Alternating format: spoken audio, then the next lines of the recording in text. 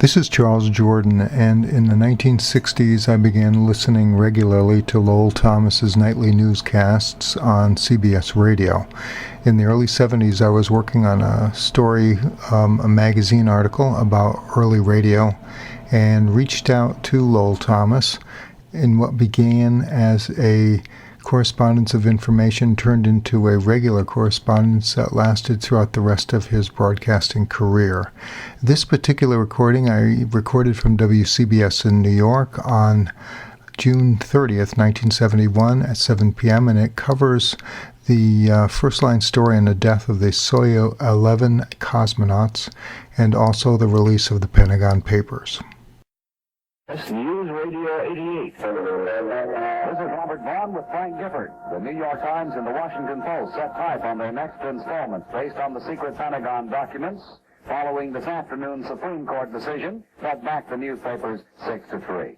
The Los Angeles Times says secret documents show Hanoi's leaders decided late in 1963 to escalate the war in South Vietnam. Senate and House conferees failed to reach agreement on draft extension legislation. The defense rests in the trial of 8 Jersey City and Hudson County political figures.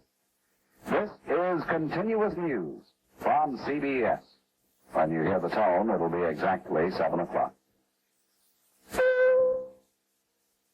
Lowell Thomas brings the news. From Moscow, from Anchorage, Turkey, from Sacramento, California, comes today's news, as reported by America's foremost newscaster, Lowell Thomas. And now, here is Lowell Thomas and the news. Good evening, everybody. The death of those 3 Soviet cosmonauts on re-entry into the Earth's atmosphere has been a cause for worldwide shock and grief. Of course, nowhere more so than in Russia. There, the news was broadcast on radio and TV, as well as from loudspeakers at all public squares and parks, on buses and trains, and it swept the land like a sudden chill. With the Soviet news agency TASS reporting, the whole country is in mourning. As to the cause, still a mystery. Sources close to the Soviet space program say that the cosmonauts were in a state of repose, as if asleep, faces tranquil, no signs of a struggle to survive.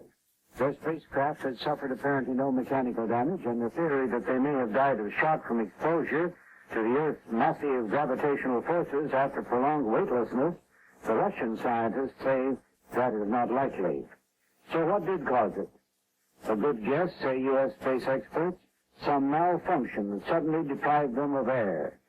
Meanwhile, President Nixon, in sending condolences to Soviet President Podgorny, said, "The whole world followed the exploits of these courageous explorers, and now shares the anguish of their tragedy."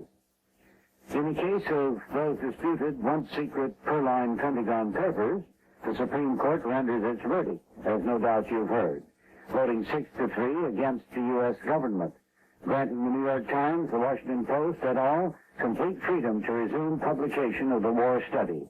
This by virtue of a brief, unsigned majority opinion that asserts that in any attempt to exercise prior restraint of expression, there's a heavy presumption against its constitutional validity, adding that the government thus carries a heavy burden to show justification for the enforcement of such a restraint. And that burden, said the court, the government has not met.